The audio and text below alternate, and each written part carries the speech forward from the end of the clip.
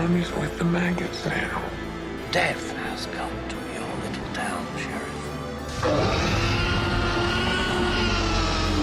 Well, hi there.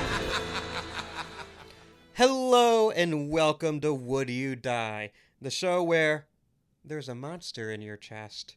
These guys hijacked your ship and they sold your cryotube to this human. And he put an alien inside of you. It's a really nasty one.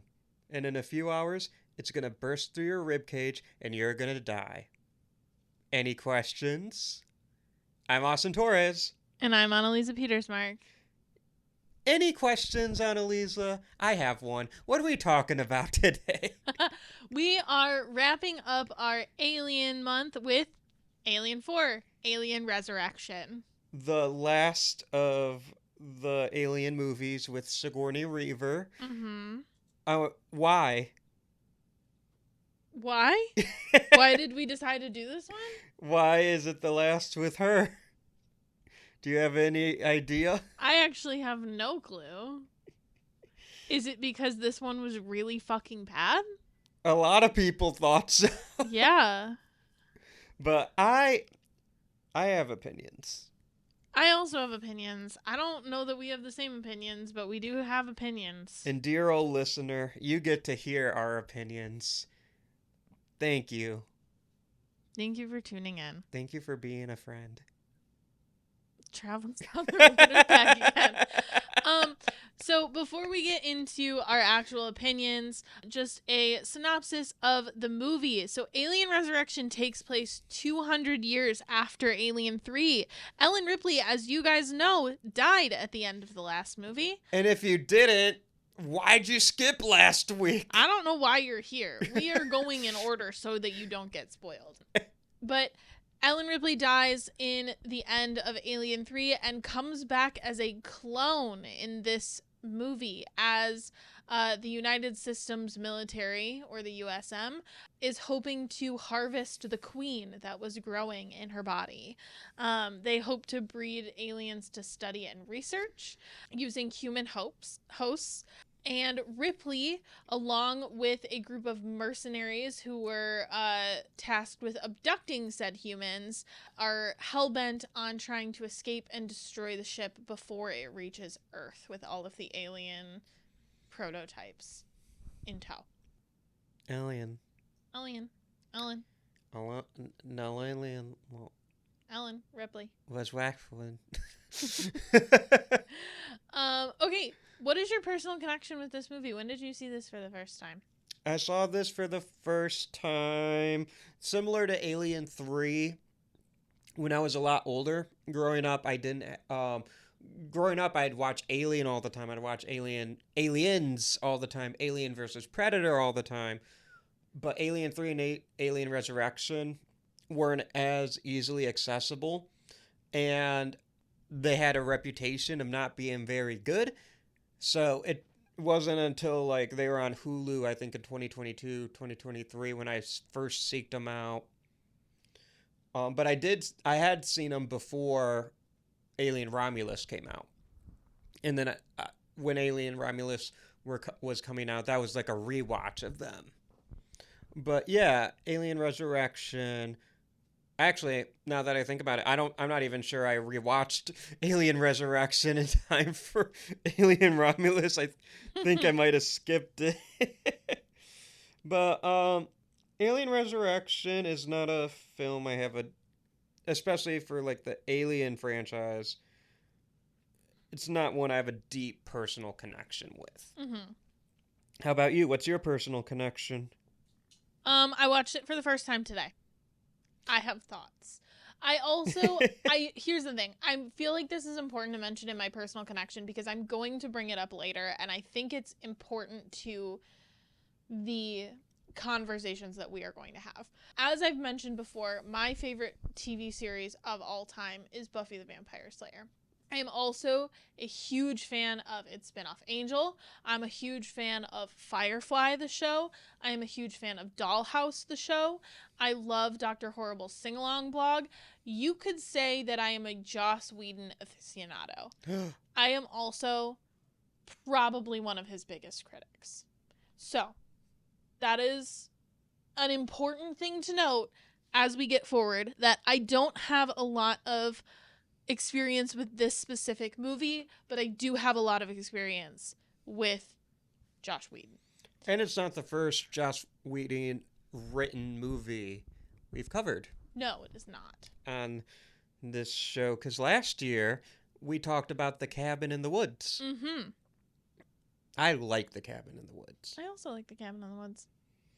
Jeremy, what's your experience with Bad.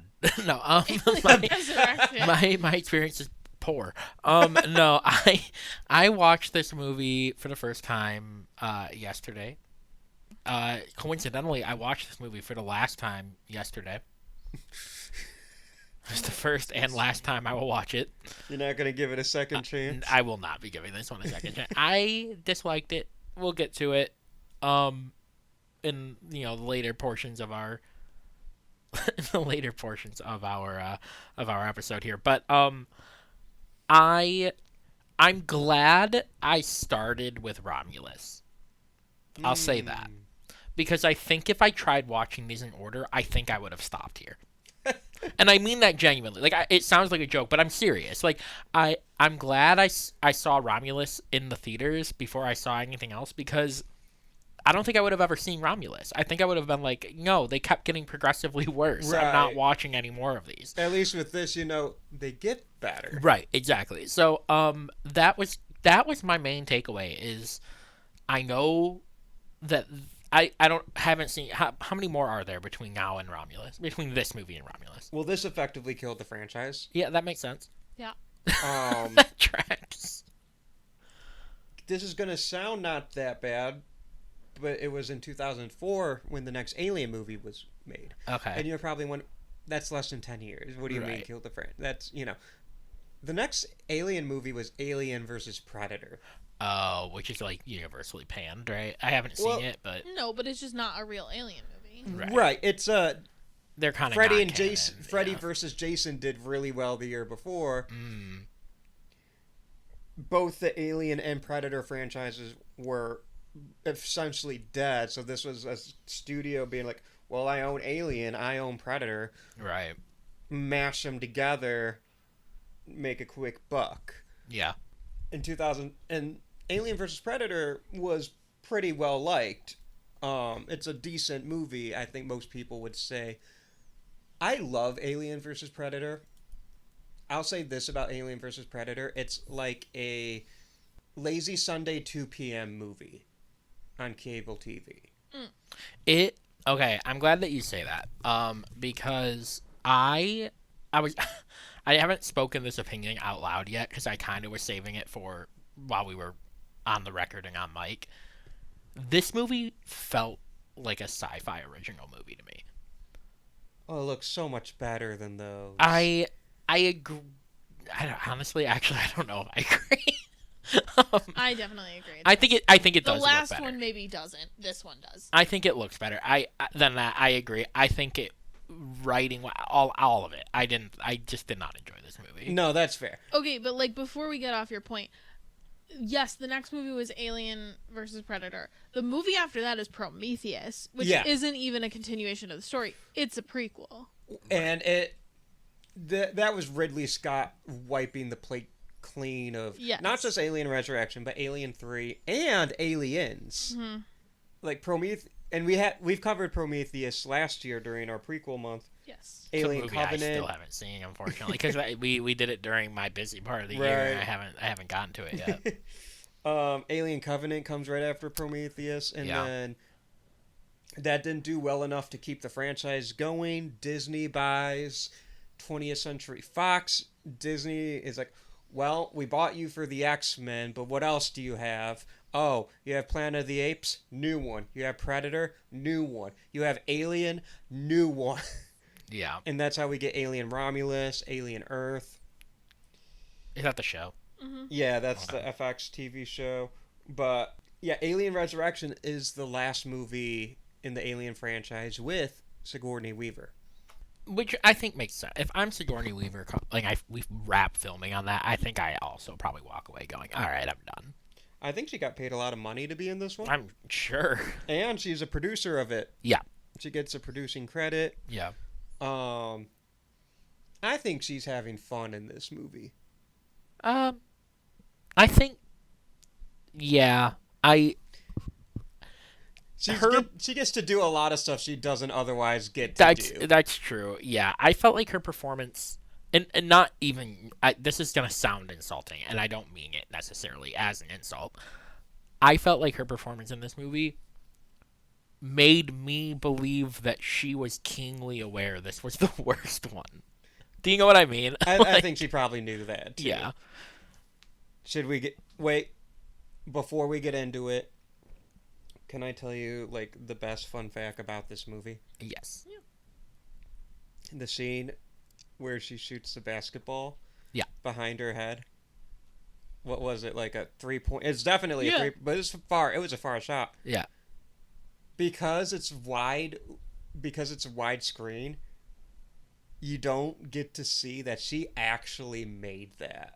That's fucking sick. That's awesome. And they got it on film, but because it's widescreen, that you don't see the ball the full trajectory. So it's easy for people to be like, "Oh, they faked it." But like it was real. She made That's it. fun. Mm-hmm. Sigourney Weaver, you are a Detroit Piston. Yeah. Okay, so let's kind of get into our backstory and our historical context. So we finish up Alien 3 in 1992. Very polarizing movie. Yep. Very. However, we pick back up and 20th Century Fox hires Joss Whedon, who at this point had mostly done television. He had done a few movies before, writing wise, but he had mostly done television. He had written a few episodes of Roseanne, a few episodes of Parenthood. He had obviously come up with and done the brainchild of the movie Buffy the Vampire Slayer. He wrote Toy Story, or co-wrote Toy Story, which I actually didn't know. That's a fun fact that I had no clue about. What? I also, that's news to me. That's fucking crazy. Yeah.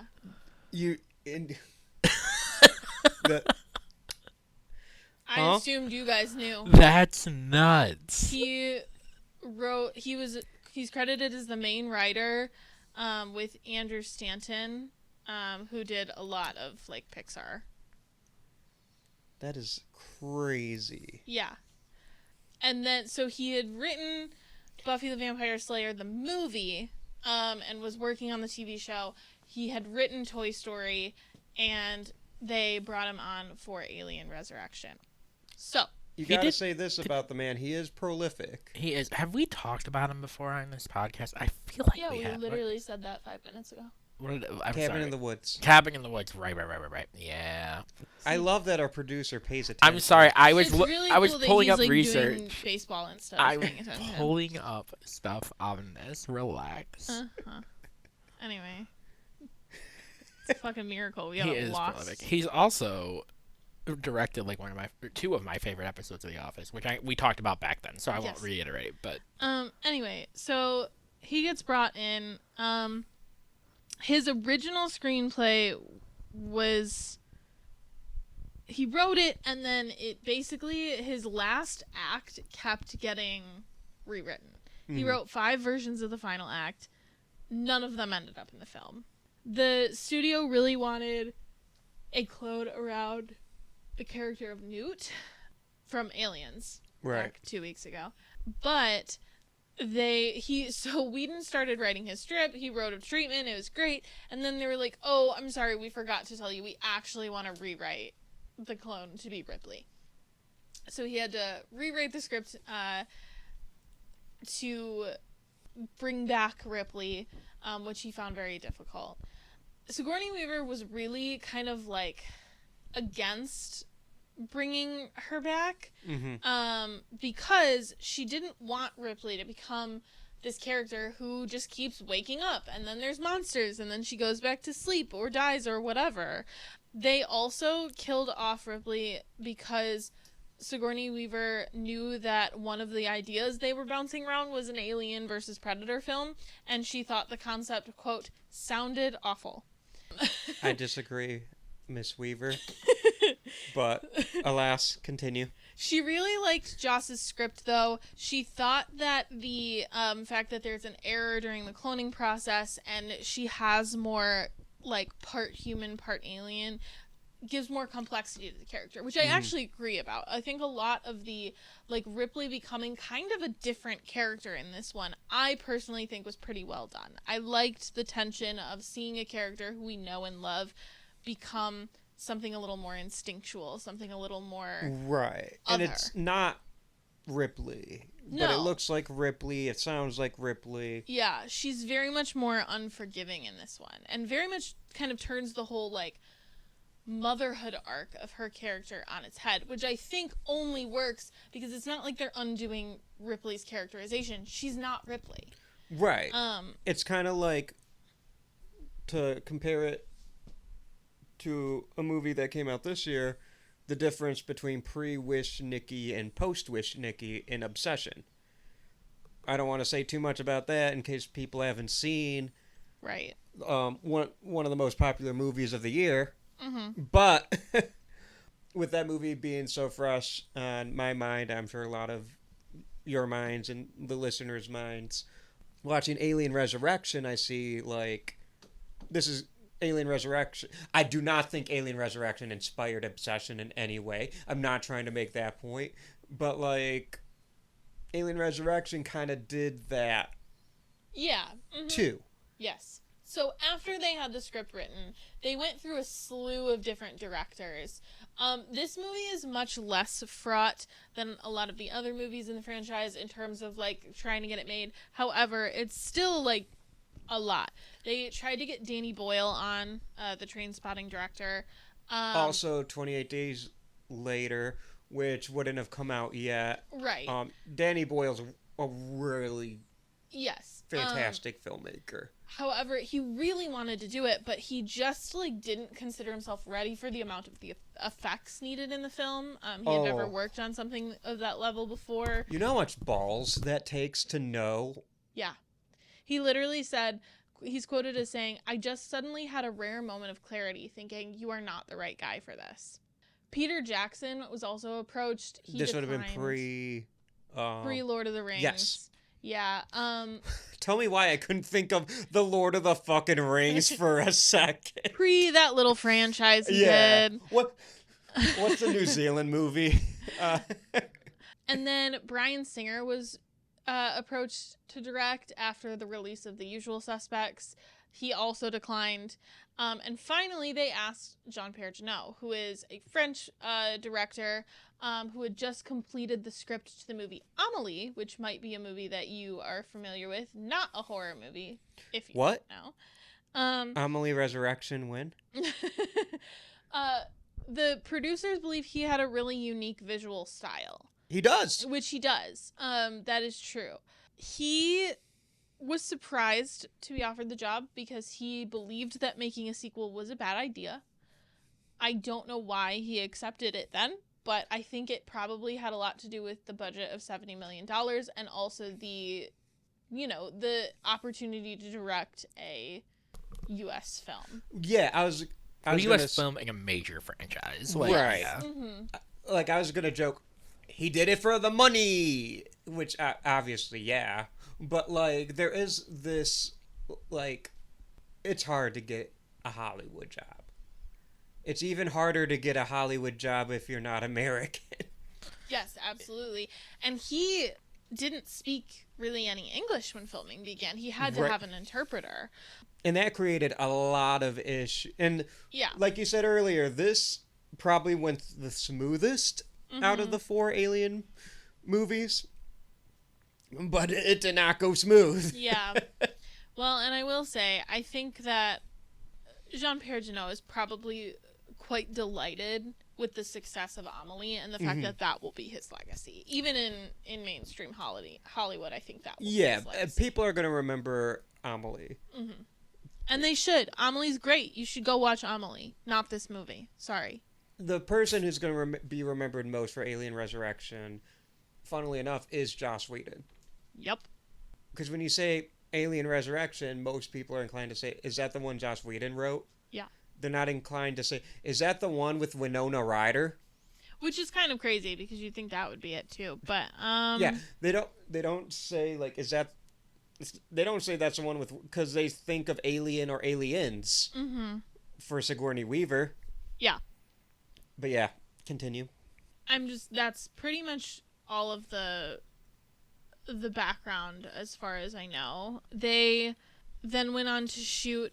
There were a lot of creatures in this one, which were worked on by Amalgamated Dynamics Incorporated, which is a special effects company that previously worked on Alien 3. And yeah, they made this really fucking horrifying alien. The newborn. I hate him. He looks like mashed potatoes. I don't like. He does look like mashed I don't like him at all. And originally he had male and female sex organs. Like he had kind of a vulva with a penis situation, like sticking out. And I'm really glad they got rid of that because it's worse. I've seen a picture. It's worse. Thanks, Joss Whedon. Thanks, Joss Whedon. Joss Whedon, it's rumored that he had 3 full pages just detailing that. Is that a joke? Yeah, it's a joke. Okay, because I couldn't tell for a second. I thought you were going to say something else. That tells you all you need to know about Joss Whedon, is that Austin looked me dead in the eyes and said, "Is that a joke?" Yeah. Anyway. Back at it. Let's talk about Alien Resurrection. That was so disappointed. Sorry. Are you not ready to talk about our Lord and Savior, Ellen Ripley? The 8th? Ellen Ripley's dead. Okay, first of all, let's start there. Ellen Ripley the 8th? Okay, let's talk about like some positives and some negatives, okay? Positives, I really liked Winona Ryder. I think she did great. I think that's probably not surprising because she's pretty great in a lot of things. I like the cast in this movie. I, for the most part, agree. Because Brad Dourif is in this movie. Horror fans, you know him. He's Chucky. Yeah. It's fucking Chucky. Whenever I see Brad Dourif in a movie, even if it's Lord of the fucking Rings, I think that's wild that that's what you think of. It's fucking Chucky. Because he plays, Wormtongue. Who else? Ron Perlman's in this movie. Ron Perlman rules. You guys know Ron Perlman, Hellboy. Yeah. Jeremy got confused. Dude, I confuse him so often with oh my god, what's his name? I'm not gonna help you. Please help me. I need to know. Who plays Thanos? Josh Brolin? I don't know why. I just do. I think it's the CGI superhero movie, like, one's But purple, Hellboy's one's red. practical. That's true. I don't know. It's Big Chin. It is Big Chin. I think it's Big Chin. Jeremy watching Weapons. It's fucking Hellboy.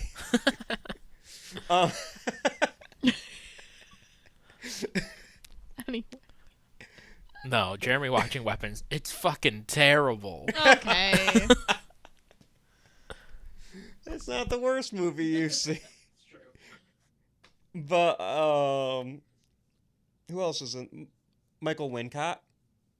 He's in Alien Resurrection. This movie has like a low-key really good cast. It's just Listeners, not a good you know movie. Michael Wincott from Nope. He plays a cinematographer. And he's also in The Crow, Yes. which we just covered a few months ago in our 313 month. I have some beef with Wikipedia articles. As an English teacher and also as a person, and I promise this is going somewhere. Okay. But so I use Wikipedia a lot to talk about some of the research that we do, and then like it links me to the Wikipedia can be a really helpful resource because it links you to other articles, right? Like Links you can to find sources. you can find other sources, you can find interviews, you can find quotes. It's a good starting off point for a lot of these things. Yeah. But because of that, I tend to like go on rabbit holes while we're recording so that I can find more information about each of the characters or the cast or whatever. And so one of the things that I find really funny is a lot of times actors will have a personal life section, or directors or whatever. And most of their personal life is like, here's their dating history, here's who they're married to, here's their kids, all these things. And then, but there's always like a one random paragraph at the end that just kind of talks about like random shit that's happened to these people, right? And so for the personal life section for Winona Ryder, the last paragraph of her personal life section is crazy because none of the sentences are connected at all. Ryder is Jewish and has experienced anti-Semitism, stating in 2010 that Mel Gibson made anti-Semitic and homophobic remarks to her and a gay friend in the 1990s. Fork found in kitchen, right? Second sentence. She suffers from insomnia and has been a victim of stalking. Third sentence. In 2025, she indicated that she may have autism. And I just think that maybe we should be better about writing our articles. That's all. Let's get back to Alien. I just went on a fucking journey. That's what I'm saying. That was so much information packed in 3 sentences. Bring back the writers. Yeah, exactly. So yeah, this cast is crazy. It's very packed. I think I think it's probably a better crafted ensemble cast. I think it is. I don't think it's probably. It is a better crafted ensemble cast than the last movie. But I mean, Alien 3 has a really good cast. They're just all British. No, I know that. I'm not saying they're not good actors. I mean, like, their chemistry with each other and the way they play off of each other. Oh, I see what you mean. Okay. Their chemistry. Okay. I'll remind you, out of the 3 people in this room, I'm, like, one of the only ones who liked Alien 3. I like Alien 3. In defense of Alien 3. But I like all of them. You're kind of a whore.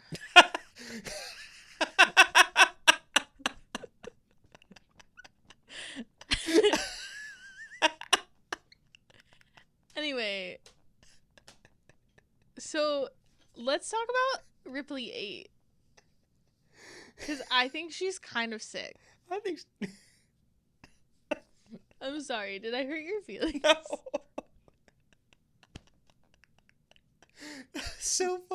That was so fucking funny. I like Alien. Austin, you're kind of a whore. I said it more gently than that. Yeah, but I said I like Alien. I don't think it changed what I said. Sorry.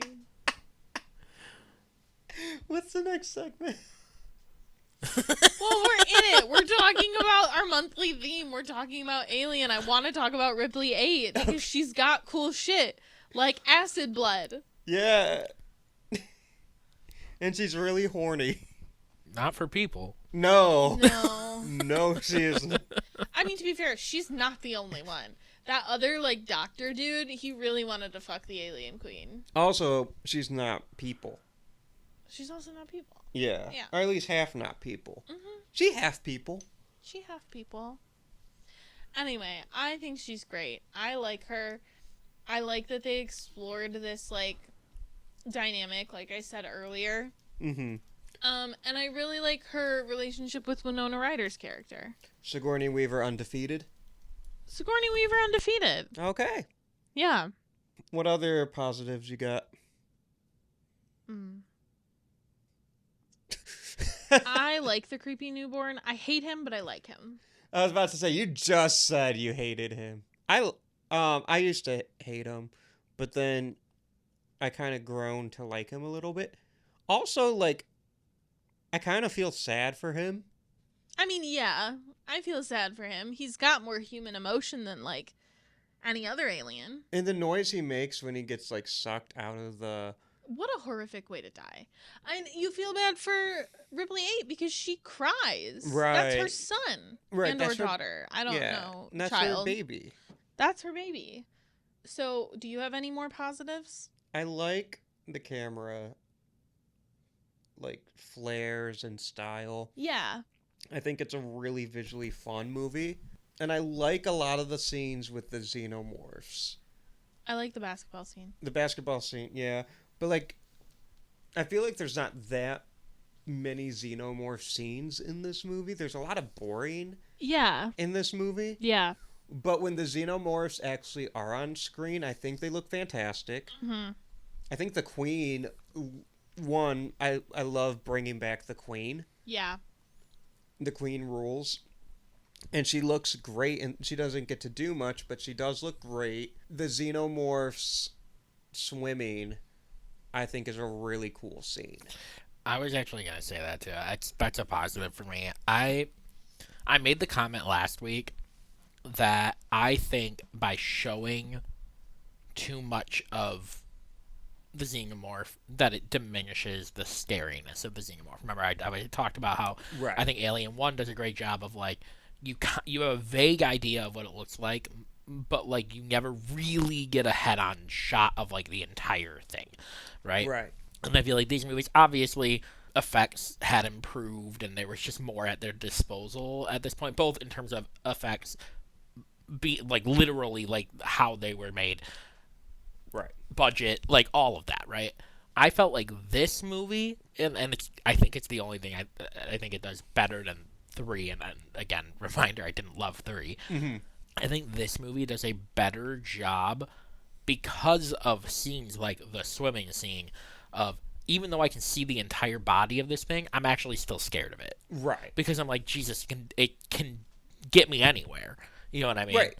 Of course these motherfuckers can swim. Right. Exactly. Mm-hmm. And this film kind of shows that the xenomorphs are kind of smart, because they show the one xenomorph, like Brad Dourif's doing the... Yeah, she's learning. Yeah. Oh, you're a quick learner. He's so slimy in this movie. It's I fun. hate him. But in the best way. Like... And then they kill their buddy to use his acid blood to escape. At least they're not fucking each other over for a percentage. Mm-hmm. That's a throwback line to Aliens. But one, it's really cruel of them, but it's also really smart of them to kind of know, hey, we have acid blood. They were just waiting for the right moment to escape. But yeah, I think the xenomorphs, when they are on screen, I think they're utilized really well. And my last good point for now is the part where the guy with the chest burster in his chest uses it to, like, burst through the skull of the one guy, and is like the chest head burster. Yeah, that was Jeremy's favorite part. It was maybe my favorite kill in the franchise. It's so good. It's so Yeah. cool. Like, that's cinema, baby. Only the French. Only the French. I mean, Joss Whedon probably wrote it. Only the French. Only and the Joss French. Whedon. Only the French and Joss Whedon is so funny. So, I do want to talk about Joss Whedon. Okay. I'm sorry. I feel like we have to, because I think this movie is everything that is, I don't want to say wrong about Joss Whedon, but weird about Joss Whedon. Joss Whedon really loves strong female characters. He does. He genuinely does. He wouldn't have created Buffy. He wouldn't have created his characters in Firefly. He has so many strong female complex characters. And, like, in the first Avengers movie, he's the first one to really give Black Widow... more than just, like, let's be weird and sexual with Tony Stark. Yeah, Right. like, she's got complexity. My issue with Joss tends to be that he creates and or, in this case, like, handles these very strong female characters and gives them these dynamics, and then he puts them in really weird and uncomfortable and abusive and sexualized situations. Mm-hmm. Like, did Ripley have to be horny? Is my question. Was that really super narratively relevant here? I am gonna say I know at one point Sigourney Weaver wanted her character to have sex with the alien. Fair. So Okay. that could have been something. Mm-hmm. Like, I know she's wanted to do that for a while, I think that was an idea that came up during the process of Alien 3. That's like insane to me, but whatever. They can both be wrong.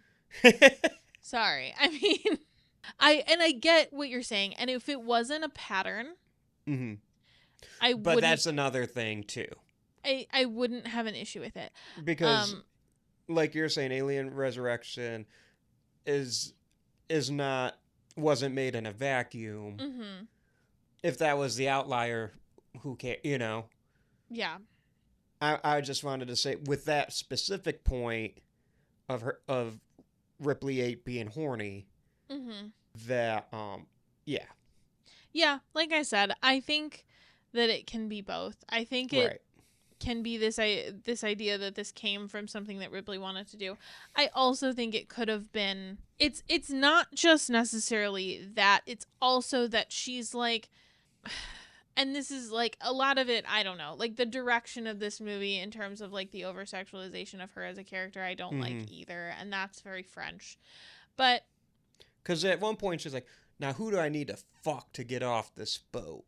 That, and like, again, this is a direction thing, I want to be clear, I'm not blaming Joss Whedon for this, but like when she's put in that pit and she's got like the film over her, she very much like spreads it out so like her tits are up and like all of these things like that don't need to happen. But Joss Whedon has been accused several times of really toxic behavior in the workplace.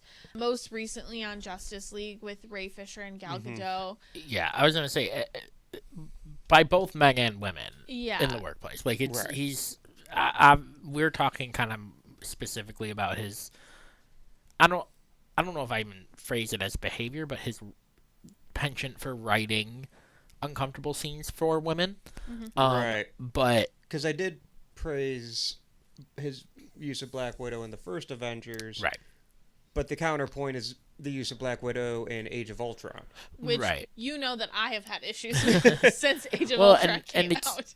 Obviously important for none of us have ever worked with Joss Whedon, worked for Joss Whedon, have met Joss Whedon, right? That's obviously important to note, but like this is well documented by a lot of people on a lot of projects. Yeah, well, and like when it came out that Ray Fisher was upset with his treatment on the Justice League, which Ray Fisher was the one who played Cyborg. He was upset that his role was cut back, and that is something that Joss Whedon has been accused of doing several times when he is unhappy with a person personally.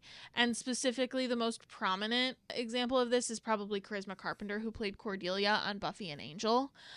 Her, I don't want to give too much away about the narrative that she was kind of saddled with, but when she became pregnant on the set of Angel, she was treated horribly. She was asked if she was, obviously this is all alleged, but in her own words, she was asked if she was going to keep it and what she was expected to do, what Joss was expected to do with the writing if she did keep her baby. Because this was not a narrative that like could be written into the story, which is crazy because people have gotten pregnant on television shows all the fucking time and people just write around it, they deal with it. And there are also like situations that he has put the character of Buffy in that have been really horrifying, to put it frankly. And again, Black Widow's treatment in Age of Ultron is not my favorite treatment, and honestly, ironically, has a lot to do with the narrative around her ability to be pregnant. So I don't know. I don't want to sit here and say like all of the problems that I have with this movie and the way that Ripley was written are all on Joss Whedon and he's a terrible writer and all of these things, because I'm not kidding you guys when I say that Joss Whedon has created like one of my favorite things that has ever existed in Buffy. I love that show. It is responsible for a lot of my personality. It's also a groundbreaking show in a lot of ways, and he's a groundbreaking writer in a lot of ways. He has done a lot of things that have broken the mold specifically for women.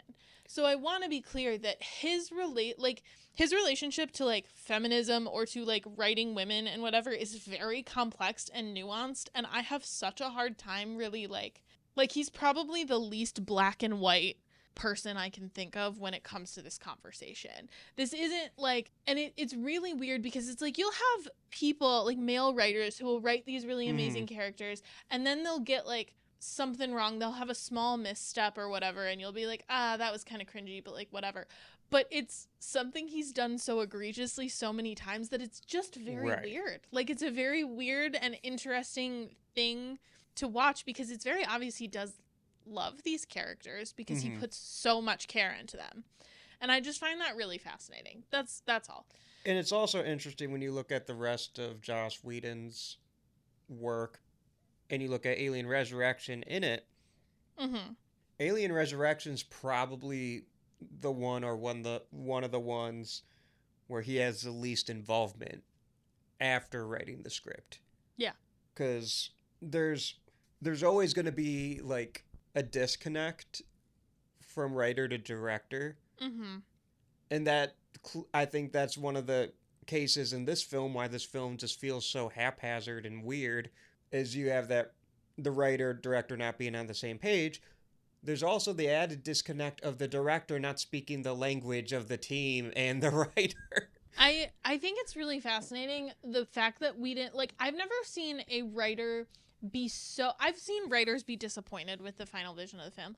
I've never seen a writer just like throw everybody under the bus about this. And I want to be clear, as I've come to understand more about the filmmaking process through doing this podcast, but also just knowing you as a filmmaker, I know that, like, when you're looking at the writer, you write the script and then it's out of your hands. And I get what he's saying, but I'm going to read you this quote because it's crazy how much he, like, just is like, nope. He says, "It wasn't a question of doing everything differently, although they changed the ending. It was mostly a matter of doing everything wrong. They said the lines mostly, but they said them all wrong. And they cast it wrong. And they designed it wrong. And they scored it wrong. They did everything wrong they could possibly do. There's actually a fascinating lesson in filmmaking because everything they did reflects back to the script or looked like something from the script. And people assume that if I hated it, then they'd change the script. But it wasn't so much that they changed the script, it was that they executed it in such a ghastly fashion as to render it almost unwatchable." Which is crazy to say about a movie you wrote. It is, and again, I understand. We don't know this man. We only know the testimonies of the people who have worked for him, with him. This is a trend of Joss Whedon, which is, if he doesn't like how something turned out, it is everybody's fault except his own. Right. It's not my script. My script's perfect. They did it wrong. And that seems to be a general disposition of him toward projects that he thinks didn't turn out to be the way he expected. And I'm going to say this, the directing is kind of, for me, one of the more positive aspects of this movie. Because I don't think it's a good script. Yeah. I agree. I also don't think it's a very good script. Because at least there's fun visuals. There are. Oh, absolutely. Here and there. Mm-hmm. I do think this movie has stretches of boring. Yeah. But, and it is, I'm not trying to be like shitting on other filmmakers type, because that's just not me. I don't care to do that. I will say the way that quote, someone was having an ego moment. Oh, yeah. Like, everything wrong. Like, shut the fuck up. Right. He also called Prometheus pro-meaningless. They asked him if he saw the movie, and he said, "Yeah, I did see pro-meaningless." I have a lot of thoughts about Joss Whedon. It's hard, because it's not like we're like, oh, we've watched interviews and we took away that we don't like his general disposition, right? Like, and I think it's really important to bring up that, like, it's not that this is something that you should ever take away as like, oh, if it's just this, then it's meaningless, right? But a lot of times when male directors are talked about as being misogynistic on set or not very equal opportunity, especially with like their female actresses or coworkers or writers, a lot of times you'll see women come to the defense of the other women that are involved in a project, but you don't really see a lot of men. So, like, David Boreanaz, like so many men. I mean, like, oh my god, why can't I think of his name? He's a huge actor. Aquaman. Jason Momoa. Thank you, Jason Momoa. Yeah, like he came to Gal Gadot's. Yeah, like too. so many. It's like almost everybody who's ever worked for him. Yeah, and David Boreanaz and James Marsters, who play Angel and Spike respectively, have come to the defense of Charisma Carpenter and other actresses. And yeah. Well, okay, I have 2 points. One of them, along the same vein of what you were saying about kind of passing the buck. He did the same thing with the Buffy movie. He was more involved in the TV show. He wrote the Buffy movie and then handed off the script again. And same thing. That movie is, like, not as good as the TV show, but, like, very fun, very campy, like, very, like, 90s. What you would expect out of an early 90s movie about a cheerleader who becomes a vampire slayer, right? Right. And he did the same thing. He was like, I wrote this script and the direction was so ass, and so I had to take it back over. I also think that most of his criticism isn't fair because this is what you should expect from a French director who is known for being quirky. Like, the direction in this movie is that. It's a quirky movie. Right. It's a quirky movie for a quirky script. They picked the guy who was going to do the quirky thing, and then he did the quirky thing. You can't be mad he did the quirky thing. And I know Joss Whedon didn't pick him. That's not what I'm saying. But I'm just saying, like, this was the movie that Jean-Pierre Jeunet was going to write. And it's fair to, like, be disappointed in the outcome. You spend so much time writing it. You have these ideas. Writing's a thankless job. But that's every writer. Yeah. That's every writer in Hollywood. Mm-hmm. Like, like, you go and you don't like the latest Marvel flick or whatever, they're going to blame the writers, and they don't know, like, oh, the director changed that, the producers got rid of that, the studio had these notes. Like, the writing is such a thankless job. You never get the credit, and you get all the hate. Yeah. But at the same time, if you write a script and the directing is wrong, the acting is wrong, the production design is wrong, the score is wrong, if everything's wrong, then the script's wrong too. Yeah. Like, come on, get your head out of your ass. Yeah. I agree. Anything I like the Avengers. I like the Avengers too. I don't even hate Age of Ultron. I just hate what he did with Black Widow, honestly. Right. Well, and I think I don't love this phrase, but like love the art, not the art. Like it's he saying these things that we're saying on this episode is not to discredit the achievements of him, because there are a lot. Like, Annaliese's favorite show is Buffy the Vampire Slayer, right? Like, this isn't to say that he is as she brings her Buffy Funko Pop over to join the podcast. Right. This isn't to say, like, oh, he's been a pain to work for and has, like, created hostile work environments and therefore his work is bad, because that's just not true. Right. Especially with film, because a lot of other people did good work. And exactly. Like, Sarah Michelle Gellar fucking rules. Right. Exactly. Like, it's very difficult to kind of explain. Like, Joss Whedon is responsible for a lot of shit that we all consume and like. Right. Right? That being said, it's also important for us, as, you know, we do this podcast, and anybody who consumes, to know about the backstory of these kind of things, because it is important to understand that, like, hey, like, you can like his stuff and also know that he might not be the most fun dude. And that's a him problem. Right. Because he's got the talent. Yeah. Smart. It just... Yeah. Just me, I don't know. No, I don't know nothing, you know. Yeah. Just from what I can tell, there's a massive ego problem. Yeah. Well, and this is not to excuse any behavior. Right. He's also 62 years old. That doesn't excuse anything, but he came from a different generation of people, where I feel like a lot of people in his age bracket like to do things in the workplace under the guise of, I'm just fucking around. And it's like, no, people are people. They have Right. feelings and emotions, and you impact them, and you're their boss, and there's a power dynamic here, and you got to treat people better. And Joss Whedon's not the only film director Right. to have a reputation of being a little nasty. Yeah. To put it Right. to sugarcoat it. Yes. Yeah. Alfred Hitchcock has a lot of controversy with being like that. Stanley Kubrick Yep. as well. William Friedkin. Yeah. Like, there's stories of him. He would bring a gun and he would shoot it off at the set of The Exorcist.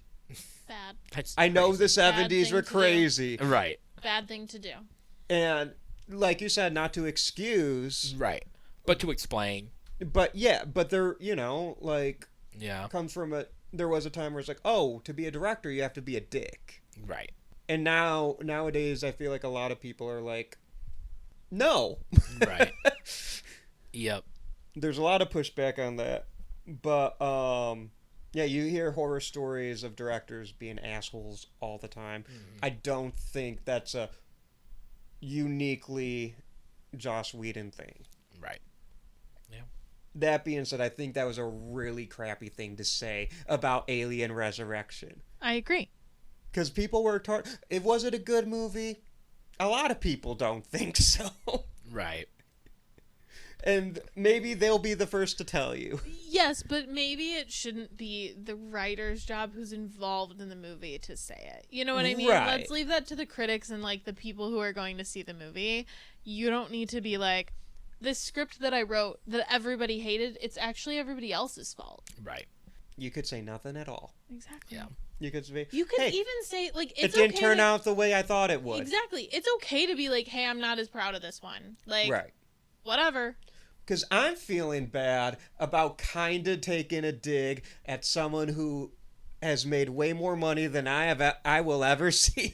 For sure. I don't feel bad. I don't. Um, But Can we talk about cultural impact, or do we have more to say?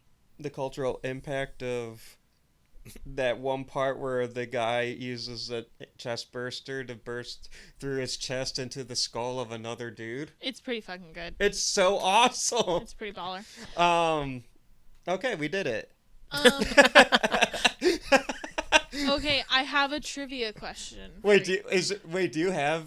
Because for cultural impact, I'm like, it killed the Alien Yes, franchise. I have stuff. I'm Okay. about to tell you Okay, something. okay. Oh, I'm sorry. I have a I'm here. trivia question. Okay. Okay, so Alien came out in 1997. It debuted number 2 at the box office. Do you guys want to take a guess as to what number 1 was? Titanic. No, What?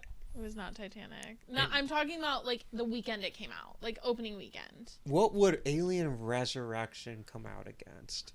And it wasn't 1997. Titanic. 1997. Don't look at my computer. I'm You're not. cheating. I'm not. I mean, like, it's in my field of vision, but I'm not. I looking know at it. I know another movie that came out in '97, but I don't think it would have came out the same weekend as Alien Resurrection. Toy Story. No. No, that was 95. Well, the other movie I'm thinking of is The Lost World Jurassic Park. It's not that. That would have been so fucking stupid. This was November 26th is when it came out. It wasn't Titanic. Home Alone. No. Damn. What else came out in '97? In November. And it wasn't Titanic. Debuted at number 2 in the box office behind this other movie. Can you give us like a genre hit? Yeah, or that would be something? helpful. Children's movie, but live action. What came out in '97? 97 live action children's movie. The Santa Claus. Sci-fi comedy. Sci-fi comedy. Galaxy Quest? No. That's a good guess. I'll give you a hint. Okay. It's a guess we use a lot in Jackbox. Oh my god, Flubber? Flubber. Flubber came out in '97. Yeah. Flubber was number 1 in the box office. Flubber was number 1 in the box office. Everybody What was a like, we goofy gotta go weekend. What a goofy weekend is crazy. Everybody was like, we gotta go see Flubber. It's crazy. Like, Yeah, I mean, it's Robin Williams, man. And it's It- by it- John Hughes, who that's I know fair. you don't John like, but other Hughes. people do. John Hughes did Flubber? Yeah. Oh, John I Hughes guess I'm and, not rewatching Flubber. I fucking love Flubber. and that is Robin Williams at like the height of his fame. So Yeah. yeah, that's fair. And it was a kids movie too. It is, Right. yeah. And But it's it's like crazy Disney. I mean, like, that the two goopiest movies of 1997 came out in the same weekend. yeah. That is kind of wild. I was Anyway. never going to guess Flubber. I know, but Mostly because I forgot that Flubber existed. I fucking love Flubber. Flubber was the cultural phenomenon when I was 3. My next guess Oh, was, 97. That makes sense. do you know what's kind of crazy is my next guess was a different Robin Williams movie. I was gonna guess Jumanji. Flubber 2. Flubber 2. I was This time Um, it's Flubber. no. so, as Two of flub, two right now, Sorry. 56% of the Rotten Tomatoes reviews are positive. That's pretty crazy to me. Cinema Score gives that film an average grade of B-. Resurrection? This, yes. You know what I Resurrection. think is doing work for this movie? Is the scene where the guy takes the chest burster and uses it to go through the skull of another dude. I think that's doing work. That was okay. So here's the thing. So here's the thing. Bum, sorry. When we were watching this movie, I was texting Austin, who was not replying because he was at a concert, about how much I hated this fucking movie. And then that scene happened, and I said, never mind, this movie is fucking awesome, 5 out of 5. And then about 30 minutes later, I said, never mind, I hate this movie. So yeah, I do think it's doing a lot of heavy lifting. Yeah. I was at a concert. So, in terms of the way that this was for the rest of the franchise, Joss Whedon had written another Earth-set script for Alien 5. Sigourney Weaver was not into it. She has remained open to a role in another installment on the condition Right. that she likes the story, but, like, I don't know, if they're doing that. James Cameron was also collaborating on the plot before they greenlit Alien v Predator, but then James Cameron stated that Alien v Predator would kill the validity of the franchise and that it was Frankenstein meets werewolf. Mm-hmm.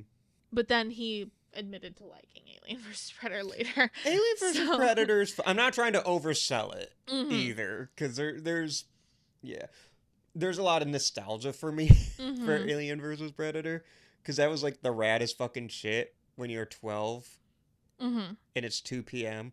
and you have on TNT. Yeah. So then it was dormant for a while. They did Alien v Predator and it Mhm. kind of went dormant for a while. They did Prometheus in 2012, which we have talked about as we discussed. Yep. And then a sequel to that, which was titled Alien Covenant, came out on May 19th, 2017. Which we'll talk about at some point. At It's not some on the point. schedule. And then, If we do Finally- Alien August 2. yeah, they finally came out with another movie Mhm. titled Alien Romulus. Alien Romulus is a separate story. It is set between Alien and Aliens, and it was written and directed by Fede Alvarez. And Alien Romulus kind of takes from all the previous Alien movies. It is the Alien Legacy sequel or requel, Mm-hmm. the nostalgia bait one, Mhm. which is fine. Every franchise has their Rise of Skywalker or No Way Home. Mm-hmm. For Alien, it's Romulus, and Alien Romulus is a lot of fun still. What element from Alien Resurrection made it to Alien Romulus? Aliens be fucking humans? I don't know. No, you got it. Oh, yay. The godforsaken alien human hybrid that's pale for some reason. Yeah, it's white, I guess. I don't fucking know. But you can't tell me that the offspring from Romulus is not just a ode to the newborn from Resurrection. You can't tell me because they're too similar. I mean, I assume that's, yeah. And Yeah, that's kind of what I assume. And they're but both silly, goofy guys. They are both silly, goofy guys. So, are you ready for our Alien Resurrection lives? Our Winona Ryder divs? Are you ready for our Ripley 8 litives? Our guy who uses a chest burster to burst through the skull of another dude lives? Yeah, let's do it. Who? Wait. You ask me. Were you gonna do that? You ask me. Who would you save? I would save the little xenomorph that gets turned on by his buddies. I get so sad when that happens. He's like, because I bet you in Xenomorph school he was the one picked last for kickball. Okay, man, whatever you say. And like these guys are like, hey, let's pick on Jerry, and Jerry's just like, no. Yeah. And I feel bad. Who would you save? Listen, I know it's bad. I understand that it's bad. I'm gonna save the newborn. It's not his fault. He's so baby. sad. He's literally screaming for his mom, and he just gets fucking pulverized. He doesn't say it like that, but he kind of says it like. But he kind of says it like that. Oh my god! And his guts just go just. Yeah, it's horrifying. And he's sad. He's scheming. Oh my goodness. Do you have thoughts? I would save myself from watching this film. Damn. So, what is your favorite scare, and why is it when the guy uses the chest burster to go through the other guy's head? Because that is the coolest, raddest shit I've ever fucking seen. I don't think there's any other answer. Sorry, that's mine too. If, God willing, I get to make an alien film, what can I do? We're bringing that back. Yeah. You feel can't the same way. Yeah, I mean, like, yes, it's the best. It's definitely the best part of the movie. My favorite. Here's how. Actually, I'm sorry. Here's how I will outdo that. What's better than one dude using a chest burster to kill a guy? Two dudes using chest bursters to kill a guy. Yeah. Sick. My favorite scare, like actual scare of the movie, is when I'm gonna get names wrong. So give me 1 second. When Gary Crispy, the guy with the guns. Yeah. When he is climbing and the dude on his back, Dom, is holding onto his back, right. and his gun jams, and they're looking down as the xenomorph is like climbing rapidly toward him, and he's just like, "The gun is jammed! The gun is jammed!" I felt so much anxiety during that part of the movie because I was like, "Oh my god, he's coming! Oh lord! Oh lord, he's coming!" Yeah. And then the xenomorph. Yeah, no, I love the xenomorph coming up the ladder after the swim. I love that scene. Yeah. I'm going to give an honorable mention because it happens in this scene. When Ron Perlman makes it, like he shoots like one of the xenomorphs or whatever, and then he sees a spider web. I go, ah, spider. And then he goes, ah, spider, and fucking shoots it. That's true. I forgot that happens. It's a wild movie. When it wants to be. Yeah. Yeah. I think the highs for this movie are really high. And conversely, I think they're adequate. The lows are really low. I'm sorry. You can't say I don't that... agree. I think they are really high. I think there's one high that's really, really No, high. That's not true. I mean, that is like the pinnacle of cinema. Yeah, it's the best part of any of the Alien movies. It's the best part of any movie. She walks away and hits a backwards 3-point shot without looking, Jeremy. Yeah, I've also seen Space Jam.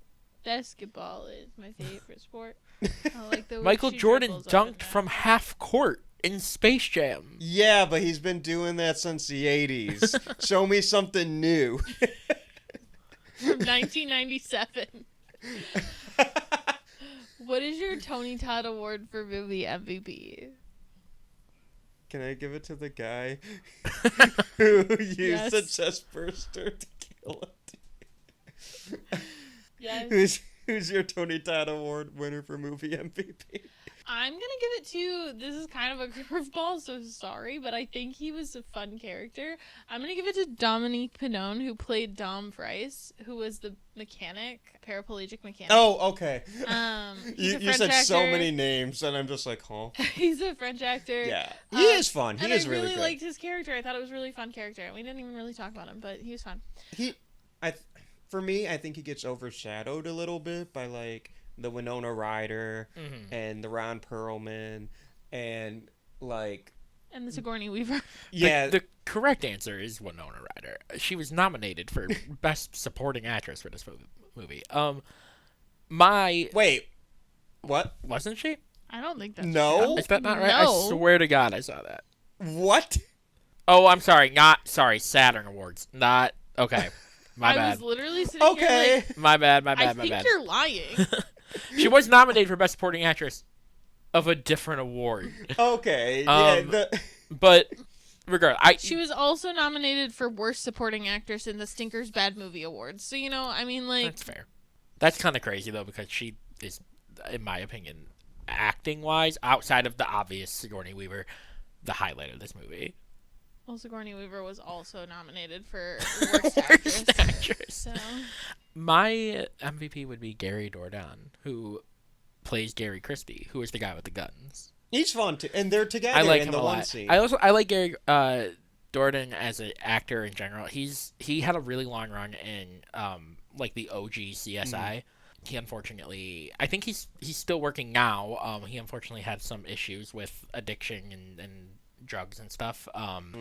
But from what I what I just read, he seems to be working again pretty regularly. So Oh yeah. good for him.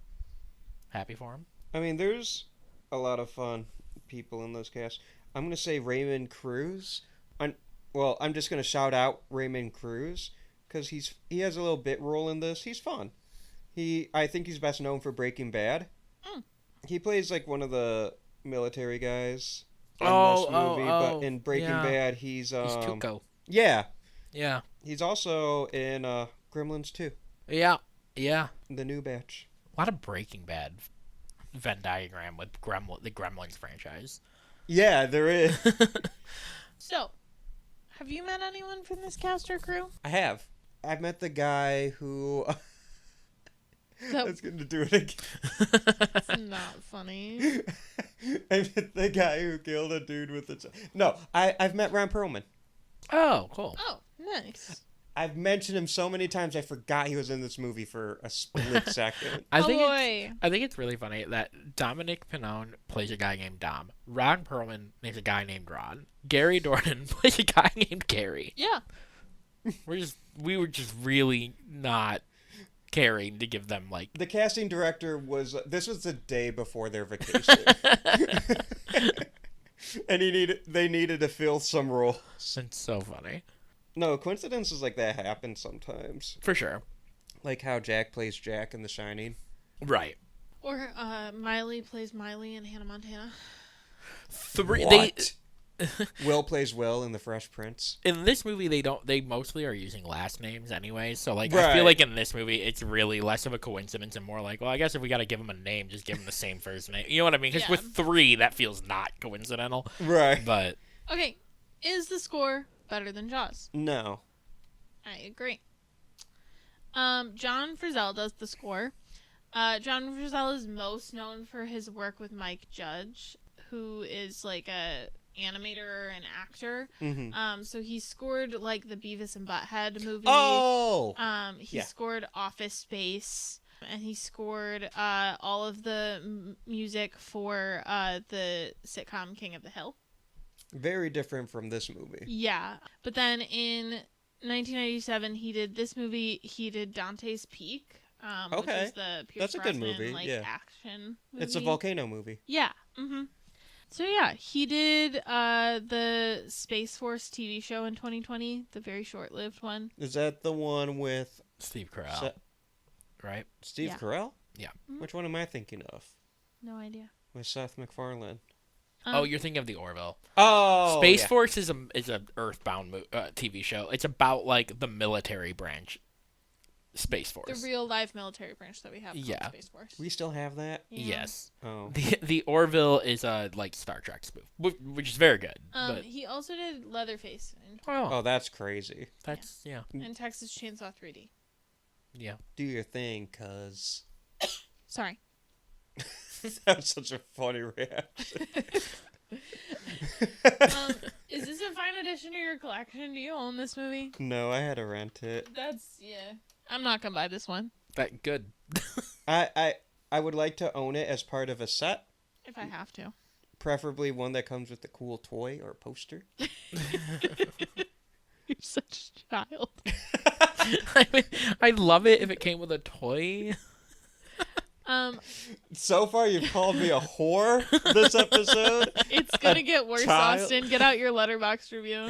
Austin was the kid that was like, "Mom, we need this box of cereal. There's a toy at the bottom."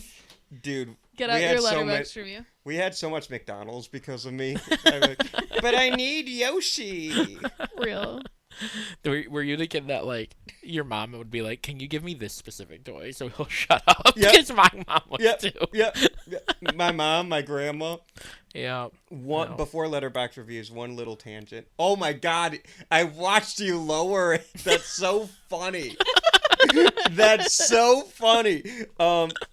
My little tangent is the new Super Mario Galaxy movie came out recently. Yeah, yeah. And I went to McDonald's and we were just joking around like, oh, because they have the Mario toys. I was joking around with my coworkers like, I'm gonna go to McDonald's. I'm gonna ask for a Happy Meal. I'm gonna be like, can I get Yoshi, please and thank you? This fucking 30-year-old man. And I went to McDonald's. I did get a Happy Meal, but I didn't. Ask for a specific toy. I was just whatever. Yeah. I'm like I'm already a 30-year-old man getting a Happy Meal for myself. sure. So, Yeah. So I'm not gonna make the issue worse. I get back to the office. I go to the lunchroom and I pull out the toy. It's Yoshi. Hell Fuck yeah. yeah. I'm like, first try. I'm so glad. That was the best moment of my life. Okay. Alien Resurrection. I gave, as Austin mentioned, I lowered my rating. I originally gave this 2 stars. During the course of this conversation, I realized that was generous, and I hate this movie a lot more than 2 stars. So I gave this 1.5 stars, no heart. Oh, no. And if I could, like, take away somebody else's heart from this movie, I would. Would you take Austin? I would. No. So I gave this 1.5 stars. I said, Winona Ryder is in this one, which is where anything good about it ends. Never end on a dud, which is why they had to make more of these movies. That's so funny. I gave this movie a 1.5 stars. Oh. And I said, my review is, Austin, I hate you. Because you'll never guess who planned this fucking month. Why are you so mean to me? I give you the gift of cinema. I am so thankful to Austin that he didn't pick Alien Month to be like a 5 Wednesday month. Oh my god. But then we could have watched, like, fucking Romulus and it would have been good. Well, there's another one, though. We'd have to watch, like, AVP, We'd probably Covenant. have to do Alien Covenant. Yeah, which I'm scared to watch now. Well, you'd have to Yeah, watch you should be. Prometheus I first. love Alien Covenant. I do need to watch Prometheus. I love Alien Covenant. Let's do one more Alien episode where you guys watch Covenant, but I finally catch up on Prometheus. And then you... I have to say something, and not to spoil Austin's review, but I'm looking through his review history. This man originally gave this movie 2.5 stars, and he has now upped it. He likes it more now? He likes it more on a second watch. Austin. 5-star bank? No. To be your ass. Okay, Austin, what's your I would- review? I would vote this movie a 3rd term if I could. No! Oh, boy. I said, in my youth, I thought this movie was bad. I now see it as a glorious, chaotic, neutral enigma. What a picture. Character regression. This movie's weird, and it makes me... I think this movie grows on you, but this movie will never be given that chance because you guys are never seeing this again. I will never watch this again. I just think it's silly. Mm-hmm. And I enjoy watching it, but I can't say it's good. Anyway. There are no supernatural alumni in this one. Except for the alien. No, I'm just kidding. The newborns in Supernatural. Wait. Um, wait, I'm thinking of Buffy. yeah. I'm like Buffy, for Joss. sure. We just talked about how Joss Whedon, and he didn't do Supernatural too. No. I wouldn't have been completely shocked if he were like a guest director at some point, but no. I have this movie ranked above Alien 3. Okay, well, you're wrong. I also have it ranked above Aliens versus Predator Requiem, which is AVP 2, and I have it ranked above The Predator, the Shane Black 2018 movie. Which, this is not the episode, but it is crazy to me how Shane Black went from directing one of my favorite movies of all time in 2 years directing one of my least favorite movies of all time. Fair. Everyone go watch The Nice Guys. Yeah. Better movie than this. Don't watch this fucking movie. It's better than most movies, though. That's fair. All right, our special edition superlative for the last time. Who is the crew member you would want to have a beer with? Who goes first? Because I go last. Oh, is it me? It might be me. I guess. It can be me. I'll do it. Austin wants to go last for whatever reason. I would have a beer with... I'm going to say Dom, the paraplegic crew member. Cool. The mechanic. He's funny. He feels like he'd be a funny, goofy guy to have a beer with. Mm-hmm. I would have a beer with Call, Winona Ryder's character. Oh. Sorry. She needs a beer. I shouldn't have gone last. No, you shouldn't have. The newborn is still available. He's too young to drink. He's not even 21 minutes old, let alone 20. He's just a baby. I'm going to have a beer with the guy who uses the chest burster in his tummy to burst through a dude's skull and kill him. And he needs a beer too, because like... Yeah, he had a rough go of it the whole movie. The main squad finds him, and they're like, oh my... Sigourney's... Ripley hates being all weird and sniffing him, and like... He's got one in him. I can smell it. And they're like debating what to do. And he's like, what's inside me? What's inside me? Like, can you guys tell me? Can you guys tell me, please and thank you, what's inside me? And finally he's like, what's fucking inside me? It's so fun. Austin, would you die? Yes. I'll tell you why. Because I would get to see a dude using a chest burster to kill another dude, and my brain, like my head would explode from the sheer awesomeness of getting to see that in person. That's so real. How about you, Anneliese? Would you die? Yeah, I would absolutely die. Because this is an alien movie, and I'm not making it out of any of them. Jeremy? Except for Alien 3, because I'm a woman. Jeremy, would you die? Yeah. Why? Here's the thing. If I saw the newborn, I would have probably just jumped off the ship. I'm like, can't do it. I'm just gonna go ahead and do the whole like space head explode thing. I thought of one more way I would die in this movie. Okay. I'd be climbing up the ladder to escape the swimming xenomorphs, and then I would see that spider in the ladderway. And I'd be like, spider! And then I would let go of the ladder. I would fall. I would plummet to my death. That's fair. Austin, where can people find you? The people can find me marveling at a dude using a chest burster to kill another dude. You can also find me at Austin M. Torres on all the social medias. Check out the newly made Lemonhead Productions account on Instagram. So you can find a bunch of just anything to do with my short films. Spider, The Blood Witch, Dietary Restrictions, Shush, Spooky Scary, all of the updates and stuff. I got Spider and Ice Cream on Horror Hound TV. Lots of stuff happening with the films, so I'm very excited. You can also find the show's social media at Would You Die Show.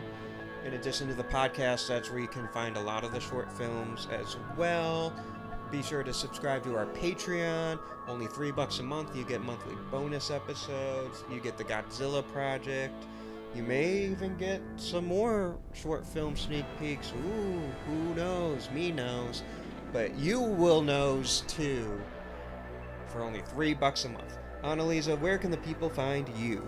The people can find me tracking down Ripley 8 in order to fix our Jalen Duran problem on the Pistons. You can also find me at Whimsawillow on social media, specifically Instagram, mostly there, sometimes on Twitter. Jeremy, where can the people find you? The people can find me hating on Joss Whedon, but not for anything that we discussed, simply for contributing to this movie's existence. You can also find me at Annually Funny across all social platforms. I don't want to continue this episode more than we have to, but I do want to point out that Jeremy and I finished this movie yesterday. We went, damn, that was fucking awful. And we sat for a minute and we were like, hey, do you want to watch an episode of Buffy? So, like, Joss, it's fine. It's fine. Thank you, Jeremy Lippitt, for producing our podcast. Thank you so much to Josie Palmer for composing our theme music. You can check out her other stuff on Spotify, Apple Music, YouTube, anywhere else you find music. Thank you so much to Alec Gibson at Crosshook Creative for doing our graphics, which you can find on social media. You can check out more of his other work at wearecrosshook.com. Austin, we're about to enter a new month. Do you have a hint for our next episode, our next theme? Uno reverse.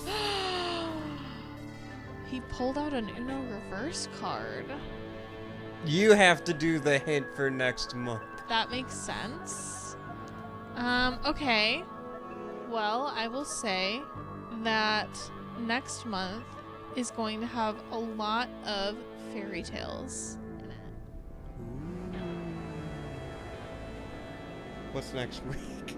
Especially of the wooden variety, I guess.